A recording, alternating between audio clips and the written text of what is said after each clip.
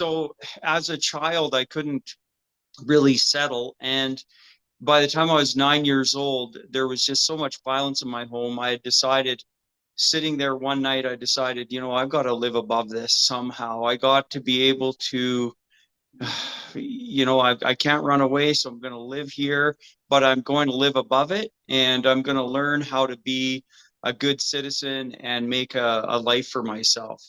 And so it kind of started with a little thing I started called the Happy Surprise Company at 9 years old. I went around my community doing anonymous good deeds for people, and I didn't want them to find out who this was that was doing these things for them. But eventually they found out, and it became quite a thing. And over the years, especially when I got into real estate, I was really able to give back. And when I was 44, I finally opened up about how I was raised and what motivated me to become a big brother and start climbing for big brothers and big sisters, and why I chose to climb Mount Everest and a bunch of other huge mountains for the YWCA as well.